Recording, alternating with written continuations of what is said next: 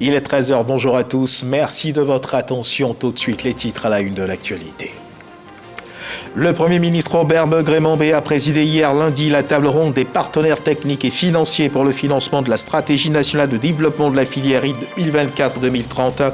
La Côte d'Ivoire vise une production de 3 millions de tonnes de riz blanchi pour une consommation nationale d'environ 2,4 millions de tonnes. On en parle dans cette édition. Amadou Gon Coulibaly, ex-premier ministre de Côte d'Ivoire, voici 4 ans que l'homme a tiré sa révérence puisque présent dans l'esprit de ceux qui l'ont connu et pratiqué. La mémoire de l'homme de l'ancien premier ministre a été célébrée hier 8 juillet, date anniversaire de sa disparition, en présence du représentant du chef de l'État, de président d'institution et de membres du gouvernement. En République démocratique du Congo, accusé de fuite devant les rebelles du M23, de lâcheté de dissipation de munitions de guerre et pillage, au moins 22 militaires des forces armées de la RDC ont été condamnés à la peine capitale après 4 jours d'audience par la cour militaire garnison de Butembo, dans le Grand Nord du Nord Kivu. Voilà pour l'essentiel. Oui, bonjour à tous et merci de nous suivre. Une table ronde réunissant des partenaires techniques et financiers pour le financement de la stratégie nationale de développement de la filière riz. C'était hier lundi 8 juillet 2024 en présence du Premier ministre, chef du gouvernement, ministre des Sports et du cadre de vie, Robert Begré-Mambé. La Côte d'Ivoire vise une production de 3 millions de tonnes de riz blanchi pour une consommation nationale d'environ 2,4 millions de tonnes. Le reportage de Jean-Louis Mambo. Ils sont une dizaine de partenaires techniques et financiers qui ont répondu ce jour à l'appel des autorités ivoiriennes. Une table ronde à leur intention pour le financement de la filière riz. Qu'ils soient de la BAD, la BIDC, le FIDA, la JICA, la Banque mondiale ou encore de la Banque islamique pour le développement, tous ont réitéré leur engagement à soutenir la stratégie nationale de développement de la filière riz, SNDR. Notre institution est prête à soutenir le gouvernement de Côte d'Ivoire et l'ensemble des partenaires pour renforcer la sécurité alimentaire. Nous saluons le plan du gouvernement visant à atteindre l'autosuffisance en riz d'ici 2027. Notre engagement est donc clair, soutenir ce plan et encourager un programme robuste de chaîne de valeur de riz à moyen terme. Nous nous engageons donc à combler le financement nécessaire, je l'ai dit et je le répète, une fois que nous aurons eu une idée très claire du coût non seulement global de programme Binch, mais également les détails des engagements pris par les uns et les autres. La Côte d'Ivoire veut, grâce à la SNDR, assurer la couverture des besoins de consommation par la production nationale de riz blanchi de bonne qualité, constituer les stocks de sécurité et exporter le surplus. Le financement de la SNDR 2024-2030 et sa mise en œuvre effective contribueront assurément à faire de la Côte d'Ivoire un modèle en matière de souveraineté alimentaire à travers la couverture totale des besoins nationaux en riz de bonne qualité, en quantité suffisante et à des prix accessibles à partir de la production locale. Le financement attendu pour la réalisation de cette stratégie est estimé à 798 milliards de francs CFA, dont 331 milliards dans sa première phase, c'est-à-dire entre 2024 et 2027. Cette table ronde offre l'opportunité d'avoir une bonne lisibilité sur le financement qui a été un maillon faible dans la mise en œuvre des précédentes stratégies. Nous avons fondé beaucoup d'espoir dans son organisation. C'est pourquoi je voudrais porter à l'attention des partenaires techniques et financiers, des familles professionnelles de la filière riz, des futurs investisseurs et des administrations ivoiriennes, que les résultats de la SNDR 2024-2030 feront l'objet de revues périodiques au cours des comités interministériels des matières premières que je vais présider moi-même. Le Premier ministre espère qu'avec la contribution et la détermination de tous, l'atteinte de l'autosuffisance alimentaire en riz sera rapidement une réalité. Rappelons qu'entre 2008 et 2022, les importations de riz ont atteint 1,5 million de tonnes pour un coût total de 830 millions de dollars. La nouvelle stratégie devrait aider la Côte d'Ivoire à atteindre une production de plus de 4 millions de tonnes de paddy et couvrir les besoins nationaux. Reportage de Jean-Louis Bongo, deuxième titre de ce journal. Il y a 4 ans, Amadou Gon Coulibaly, ex-premier ministre, tirait sa révérence. Instant souvenir donc, hier 8 juillet, date anniversaire de son rappel à Dieu, marqué par une cérémonie commémorative qui a eu lieu en présence du vice-président de la République, du président d'institution, de membre du gouvernement. La cérémonie commémorative marquée par la graduation de 58 auditeurs issus de la 3e promotion de l'Institut qui porte le nom du défunt Premier ministre. Konaté Moussa. 8 juillet 2020, 8 juillet 2024, cela fait 4 ans que le Premier ministre Amadou Gon Coulibaly est décédé. Ce jour, ses amis, proches, compagnons politiques et ex-collaborateurs sont réunis pour témoigner leur attachement à l'illustre disparu. Amadou Gon, tu as vécu utile. Amadou Gon, mon gars j'aimais, je l'ai dit en langue, ce qui signifie tu n'as pas disparu complètement. Tu as laissé des traces, tu as incarné des valeurs, tu as fait des émules. Repose en paix de ce repos bien mérité, après tout ce que tu as donné à ce pays, que tu as tant aimé et servi, ton pays, la Côte d'Ivoire. Pour perpétuer l'héritage politique de feu Amadou Gon Coulibaly, l'Institut de formation politique AGC est créé en 2021.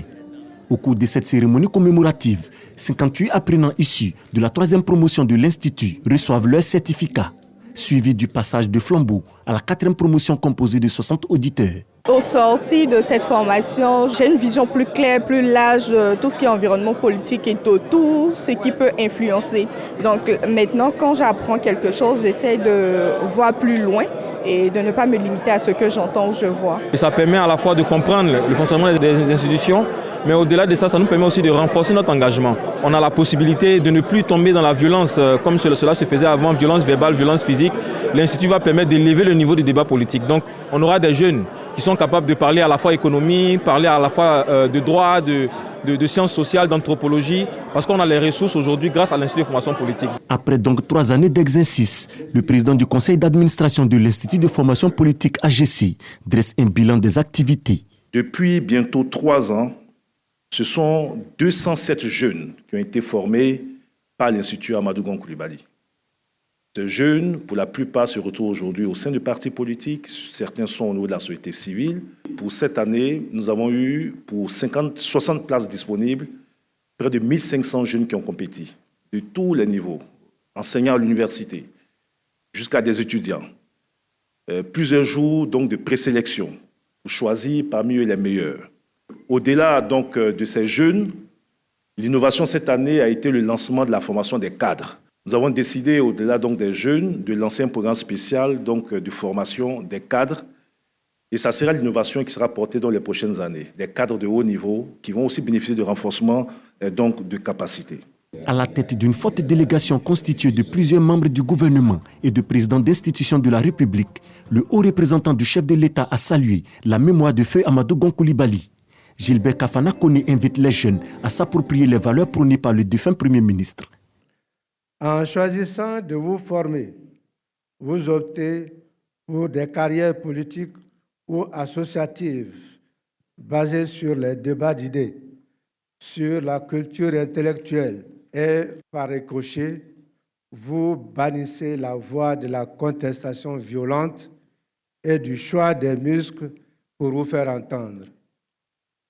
Je vous encourage donc à poursuivre votre chemin avec détermination et intégrité. Que l'esprit et les valeurs de feu Amadou Gon Coulibaly continuent de nous guider et de nous inspirer. La commémoration de l'an 4 de la disparition de feu Amadou Gon Coulibaly a été marquée par un panel, des échanges et témoignages sur la fidélité et la loyauté de l'homme d'État et la personnalité engagée que fut AGC. Une cérémonie qui s'est tenue en présence du haut représentant du chef de l'État, Gilbert Kafana Koné. Amadou Gon Coulibaly, un homme fidèle à ses convictions, un homme loyal, un homme de valeur. Le témoignage éloquent de l'homme qu'était Amadou Gon Coulibaly, bien que parti, il demeure présent dans l'esprit de ceux qui l'ont connu et pratiqué au quotidien. Madame, monsieur, ici l'histoire de ce témoignage vous était contée. Alexis Ouedraogo. Il y a 4 ans, la nouvelle tombait.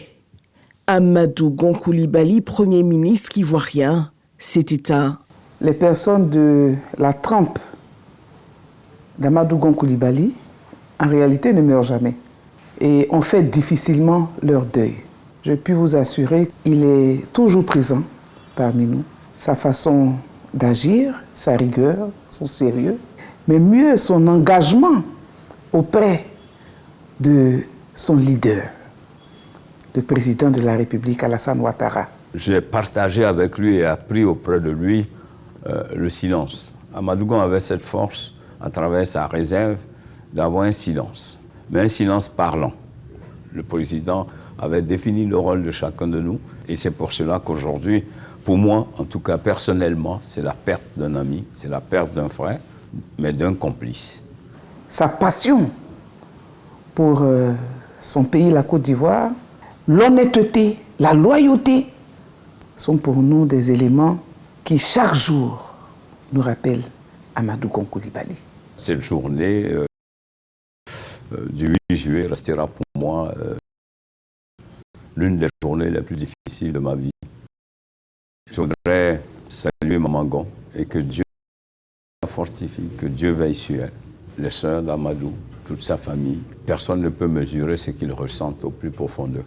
Amadou Gon Coulibaly n'aura pas seulement traversé la vie, il laisse derrière lui un héritage de valeurs pour les plus jeunes. De là où il est, Amadou Gon doit être fier. Les valeurs qu'il a pu incarner, et certaines valeurs apprises auprès du président Ouattara, il y a un instrument donc au-delà de sa personne qui pérennise ces valeurs. Il croyait au futur, il croyait à l'excellence de la jeunesse, et sa préoccupation était qu'après leur génération, les jeunes générations à venir puissent avoir ce leadership éthique. Et c'est ce que cette école essaie donc d'inculquer à ces différents cohortes de jeunes qui y passent. Et je peux dire que pour le moment, on est satisfait. Son départ est surtout l'occasion de prendre en compte une vérité. Rien n'est acquis. C'est une belle tribune pour dire aux acteurs politiques, aux Ivoiriens que tout passe. L'homme passe, les institutions demeurent. Le plus important, c'est de savoir ce que nous laisserons à la nation, aux futures générations. Amadou Gon est parti trop tôt, c'est vrai, mais il a laissé un trésor aux Ivoiriens. Il était revenu dans son pays le 2 juillet 2020, juste le temps de faire ses adieux à celui qui fut son mentor. Ce 8 juillet 2024, la Côte d'Ivoire se souvient de l'homme. Il aurait eu 65 ans. Les grands hommes ne meurent jamais, leurs œuvres parlent pour toute autre chose. À présent, ce 9 juillet 2024, à l'instar du monde entier, la Côte d'Ivoire célèbre la journée internationale de la destruction des armes légères et de petit calibre. La prolifération et la circulation illicite de ces armes alimentent les conflits. Le gouvernement ivoirien, sous l'impulsion du président de la République, Alassane Ouattara, est engagé dans la lutte contre ce fléau en accord avec ses partenaires régionaux et internationaux. À la faveur de cette célébration, Vagondo Diomandé, le ministre de l'Intérieur et de la Sécurité, rappelle les acquis de cette lutte. Walter Amadou Ouattara. Instituée par les Nations Unies en 2001, la Journée internationale de la destruction des armes légères revêt d'une importance capitale dans un contexte sous-régional, régional et mondial marqué par la récurrence des conflits armés, des attaques terroristes et l'expansion du crime organisé. Conscient de cet enjeu, le gouvernement ivoirien, sous la haute impulsion de son Excellence M. Alassane Ouattara, a pris plusieurs initiatives pour contrôler et réduire la prolifération et la circulation illicite des armes légères et de petit calibre. Ainsi, nous avons ratifié la Convention de la CEDEAO sur les armes légères et de petit calibre, leurs munitions et autres matériels connexes. De même que les traités et accords internationaux visant à contrôler la circulation des armes légères de petit calibre. Grâce à ces efforts combinés à ceux de la Commission nationale de la lutte contre la prolifération et la circulation illicite des armes légères et de petit calibre, les stratégies ont été renforcées et des résultats obtenus. 27 208 armes ont été détruites, dont 1506 en 2023. 6 336 restes d'explosifs de guerre ont également été détruits. 491 armes de tout type collectés auprès des communautés, des greffes, des tribunaux et des stocks obsolètes de nos forces de défense et de sécurité seront détruites dans les jours à venir par la Commission nationale de lutte contre la prolifération et la circulation illicite des armes légères et de petit calibre. Au-delà de la commémoration de la journée du 9 juillet, le gouvernement est ainsi déterminé à mettre tout en œuvre pour contrôler et réduire la prolifération des armes légères et de petit calibre. La contribution de tous est vivement souhaitée. Et parlons justement de ces actions qui s'inscrivent dans la lutte contre l'insécurité. Il y a cette sensibilisation qui a été menée auprès des étudiants de l'université Pélé-Ferrogon Coulibaly de Korogo. Ils ont été sensibilisés sur le terrorisme et ses divers aspects afin de faire barrage à cette menace. Une initiative portée par l'Académie internationale de lutte contre le terrorisme en collaboration avec son institut de recherche stratégique. Ami Sissoko. L'université Pélé-Ferrogon Coulibaly de Korogo. Un panel sur le thème général, la jeunesse estudiantine et le milieu académique face au développement de l'extrémisme violent en Afrique. Une initiative de l'Académie internationale de lutte contre le terrorisme à travers son institut de recherche stratégique. Nous avons trouvé important de sensibiliser la jeunesse estudiantine, lui donner des rudiments nécessaires de sorte qu'elle soit capable, en effet, de détecter les signaux forts et les signaux faibles de radicalisation ou de la manifestation de l'extrémisme violent. Plusieurs experts de la question du terrorisme se sont succédés pour éclairer les étudiants sur la question. C'est une conférence très riche sur le plan cognitif et épistémique parce que nous avons appris un peu sur les origines, les sources et puis un peu sur l'actualité contemporaine du terrorisme. Le terrorisme se nourrit d'ignorance. Et venir à l'université animer une conférence panel en vue de sensibiliser, de former les étudiants sur l'appréciation des signes de radicalisation est pour moi la meilleure chose qui puisse nous arriver dans notre institution. La première communication a été prononcée par Abdel Nasser, ancien diplomate de l'Union africaine, spécialiste de l'islamisme et des mouvements terroristes en Afrique. Il met en exergue une approche des techniques de détection de la radicalisation. Aller partout en Côte d'Ivoire, partout dans le golfe de Guinée, partout en Afrique pour expliquer à cette jeunesse que la lutte contre le terrorisme n'est pas seulement une lutte par les armes, c'est une lutte par les idées. Premier vecteur de cette riposte des idées, ce sont les étudiants justement. Dr Aziz Moussi de l'Université de Parakou au Bénin s'est appesanti au cours de la deuxième communication sur la progression de l'extrémisme violent quand Accra Yassine Djezou, sous-directeur des investigations à la direction des renseignements généraux, a exposé l'option de l'État ivoirien à barrer la route à ce phénomène dans la communication finale. Il ne faut pas négliger toutes les actions qui sont menées aujourd'hui à l'effort de défense de sécurité, tous les efforts qui sont faits par les tribunaux, tous les efforts qui sont faits par les services de renseignement pour faire en sorte que ce phénomène s'éloigne de nous. Après les étudiants, l'Institut de recherche stratégique qui se consacre à la compréhension du phénomène mettra le cap sur l'état-major de la zone opérationnelle Nord. De la violence dans les couloirs du CHR d'Agboville à l'hôpital général de Port-Bouët, 2 parents de personnes admises en soins se sont rendus coupables d'actes de vandalisme, des actes pas du tout appréciés par le ministère. Le directeur de cabinet du ministère de la Santé, Charles Akakofi, condamne les actes perpétrés, annonce des poursuites judiciaires contre les personnes concernées et invite la population au civisme dans le rapport avec les agents de santé. On en sait plus avec Didier Nguessan. L'hôpital général de Port-Bouët a subi le 5 juillet dernier des actes de vandalisme de la part du fils d'une patiente décédée. De même, le service pédiatrique du centre hospitalier régional d'Agboville a été incendié le dimanche 7 juillet par un individu déçu du décès de son neveu, admis pour des soins de paludisme sévère. La promptitude des agents de l'ONPC a permis d'éviter le pire. Le sieur a été interpellé et mis aux arrêts. Il sera présenté devant les tribunaux pour répondre de ses actes. Les 2 faits, celui d'Agboville et celui de Port-Bouët, constituent une constance, la volonté des parents de se rendre justice. Après avoir présenté ses condoléances aux familles pleurées, le directeur de cabinet monte au créneau et rassure le personnel de santé. Le ministère en charge de la santé condamne de tels agissements et se réserve le droit de saisir la justice chaque fois que de tels comportements vont se répéter. Le ministère en charge de la santé rassure le personnel soignant que des mesures idoines sont prises pour leur sécurité sur leur lieu de travail. C'est le lieu d'en appeler au sens de la responsabilité individuelle et collective afin de préserver les nombreux acquis en termes d'infrastructures et d'équipements de nos différentes structures sanitaires. En cas d'insatisfaction, les usagers du service public de santé sont invités à saisir les voies internes recommandées, telles que les boîtes aux lettres et les numéros verts pour leurs plaintes. Direction à présent la région du Tchologo où nos reporters Siekwasi et Jean-Marc Djadji nous disent que les populations voisines du Mali et du Burkina Faso ne sont pas à l'abri d'un impact psychosocial négatif du fait des crises sociopolitiques qui touchent ces pays, ce qui pourrait avoir une incidence sur la santé mentale. Une mission du ministère de la Santé, de l'Hygiène publique et de la couverture maladie universelle s'est rendue récemment dans les 3 départements qui composent cette région avec pour objectif de renforcer les capacités des services sanitaires en vue d'une meilleure prise en charge de ces populations. Reportage. Le directeur coordonnateur du Programme national de la santé mentale et l'ONG française Action contre la faim à la rencontre des populations dans le Tchologo.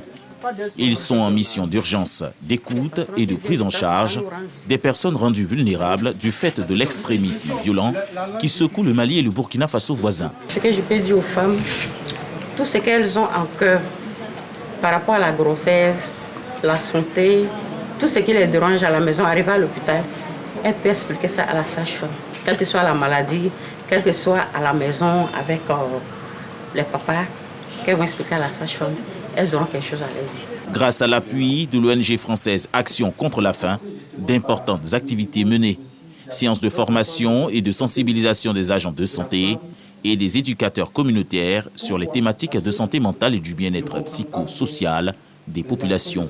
Faire de l'intégration de la santé mentale dans les services de santé mentale de base, dans les services de santé de base et dans les centres sociaux de base, une réalité pour améliorer significativement la qualité de vie et atteindre les objectifs du développement durable. Cette mission a duré 7 jours.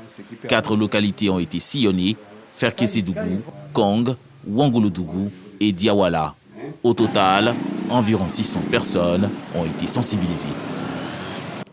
Depuis hier lundi, les nouveaux bacheliers de l'édition 2024 sont connus. Taux de réussite à l'examen national, 34,17% contre 32,09% l'année dernière. Une hausse de 2,8 points enregistrée dans les différents centres de proclamation de résultats visités par nos reporters. On n'a pas échappé au schéma classique de scènes de célébration et de mélancolie. La joie du résultat positif et les joies exprimées en solo ou en famille qui contrastent malheureusement avec tristesse, regard fermé et surtout promesse de mieux faire pour assurer le résultat à l'édition prochaine. Reportage. Baccalauréat session 2024. Après le travail, l'heure est maintenant aux récompenses. Véhicules, bourse d'études, ordinateur, billets d'avion pour les candidats heureux au baccalauréat. Ce sont là les récompenses de la 2e édition du Festival des bacheliers. Cet événement vise à promouvoir l'excellence, encourager les jeunes élèves à poursuivre leurs efforts sur la voie de la réussite. Le festival déjà a pour but d'encourager la jeunesse à étudier, à faire changer les mentalités, à développer ses valeurs d'excellence, ses valeurs de probité, ses valeurs de respect et à avoir une jeunesse formée, une jeunesse excellente pour un circuit décisionnel dans 10-15 ans. Pour l'occasion, plusieurs stands de grandes écoles, universités seront dressés. Les nouveaux étudiants ont la possibilité de s'informer sur le choix des filières et profils de carrière. Des moments festifs à travers concerts, feux d'artifice pour célébrer les nouveaux bacheliers les 12 et 13 juillet 2024 au stade de l'université Félix Houphouët-Boigny. Et dans le département de Méagui, région de la Nawa, 15,84%, le taux de réussite au bac 2024, un faible taux qui désole tous les acteurs du système éducatif. Les conditions de travail des élèves sont mises en cause. On retrouve Didier Nguessan. 386 élèves admis au baccalauréat sur 2431 candidats à Méagui, région de la Nawa. Je suis admise, je suis tellement contente Et je suis aussi triste pour mes camarades. Mais c'est la vie, on ne peut rien faire. Tout ce que Dieu fait est bon. Ce soir, je viens d'avoir mon bac. En tout cas, les mots me manquent. Je suis très heureux, très content. C'est fini aujourd'hui les kakis. 15,84%. C'est 2 fois moins que le taux de réussite national, estimé à 34,17%. Un échec que la population a du mal à digérer. Je suis déçue et je suis découragée. Et je ne crois pas que, en fait, je pourrais encore reprendre l'année prochaine. Nous avons 6 candidats en série D, 0 admis. En série A, nous avions 744 candidats, il y a eu 124 admis. Et ce qui donne autour de 16-17% par là.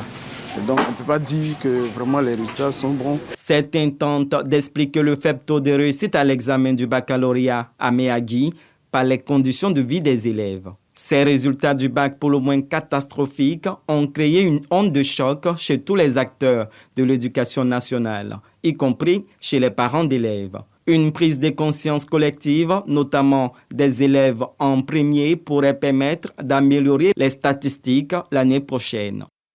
À toute autre chose à présent, hier lundi 8 juillet, dans la commune du Plateau a eu lieu le séminaire national d'information de formation sur les opportunités, défis et solutions dans le cadre des échanges commerciaux dans l'espace communautaire CEDEAO ZLECAf. Une rencontre initiée par ONU Femmes en partenariat avec l'Organisation mondiale des douanes dans le but d'informer les femmes entrepreneurs sur les objectifs et le fonctionnement de la ZLECAf. Pendant 48 heures, il s'est agi de faciliter le partage d'expériences entre femmes entrepreneurs, commerçantes et exportatrices. Expérience Kisoki, Malika Koulibaly. En Côte d'Ivoire, 60% de femmes exercent dans le commerce et 33% d'entre elles dirigent des entreprises du secteur selon l'agence Côte d'Ivoire PME. De ce fait, ONU Femmes s'engage à les accompagner en facilitant leur accès au marché international à travers une meilleure compréhension du fonctionnement de la ZLECAf. C'est de prendre des décisions concrètes pour faire en sorte que les femmes puissent disposer du marché, être capables de saisir ces marchés. Ça veut dire dans la qualité, dans la quantité, dans le financement et dans l'accès au marché. Et aussi un marché qui est libre de violence. L'un des défis à relever, c'est celui de l'accès à l'information et à la formation. Et aujourd'hui, nous sommes venus nous informer et nous former afin de pouvoir prendre une part active à ce grand marché que représente la ZLECAf.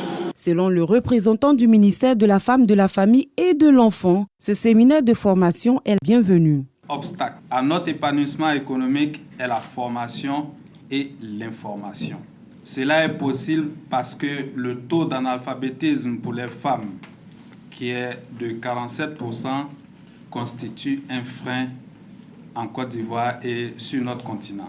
1,2 milliard, c'est le nombre de consommateurs que regorgent les 55 États membres de l'Union africaine pour un PIB cumulé de 2,5 milliards de dollars US. Ceci représente la plus grande zone de libre-échange au monde. La ZLECAf pourrait ainsi contribuer à changer significativement la donne en Afrique. Les femmes de Bono reçoivent assistance et soutien en vue de parvenir à l'autonomisation. Elles ont reçu à cet effet du matériel agricole d'un fils de la région, opérateur économique. Ces femmes bénéficiaires sont de l'association des femmes de Bouzra, un quartier de Bono, et elles s'illustrent dans plusieurs activités champêtres. Reportage signé Eugène Atoubé. L'acte qui accompagne ces femmes du quartier Bouzra à Bono dans leur volonté d'arriver à une autonomisation et à l'amélioration de leur cadre de vie. Du matériel agricole composé de produits phytosanitaires, de pulvérisateurs, de brouettes, de bottes et de machettes. C'est un don destiné à l'association des femmes de Bouzra, dont fait par Diabakate El Isiaka, un fils de Bono, chef-lieu de département dans la région de la Marawi. Une demande formulée des mois plus tôt et qui trouve aujourd'hui une réponse. Notre association, on fait les champs de manioc, les champs de riz, les champs de maïs. Donc nous sommes là pour remercier M. Diabaté parce qu'avec ça, maintenant nous sommes devant. Je suis venu dans le cadre de l'autonomisation de la femme et afin qu'il puisse aider nos papas aussi dans tout ce qui est ménage. Le chef de village de Bouzra, Goré Bingue Saint-Michel, a exprimé aux donateurs la reconnaissance de toutes les populations de son village. Je suis très content des gestes de M. Diabaté. Vraiment, ça permet aujourd'hui à nos femmes d'aller au champ, à nos femmes de tout faire. Et en plus encore, à nos femmes de rendre le quartier propre. Ces femmes notamment à qui Diabakate El-Siaka promet son soutien constant dans la perspective de leur pleine autonomisation.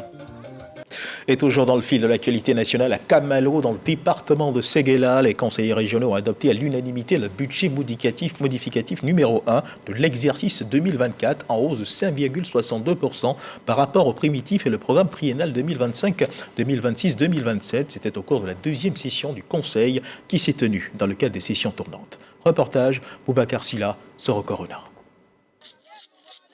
Kamalo, sous-préfecture du département de Séguéla. La localité accueille la deuxième section du conseil régional du Ourodougou dans le cadre des réunions tournantes. Une rencontre dominée par la présentation du projet de programme triennal 2025-2026-2027. Ce programme comprend 7 actions et 85 opérations d'un coût global de plus de 8 milliards de francs CFA. Il tient compte des préoccupations exprimées par la population et des besoins recensés par le bureau du dit conseil dans chacun des 2 départements de la région. Le président du conseil régional, Bouaké Fofana, se projette sur l'avenir, dont les priorités restent l'éducation et la santé. Je peux vous assurer que le développement est une réalité dans la région du Ourodougou et les signes sont bien visibles. Le problème d'eau potable dans la région sera un lointain souvenir dans quelques mois. Les travaux de construction de la zone industrielle dédiée à la transformation de l'anacarde avancent avec satisfaction à Séguéla. Un grand projet de réhabilitation et de modernisation du ranch de la Maraoué est en cours d'exécution. Ce projet va intégrer toutes les composantes de la chaîne de valeur de la filière du bétail.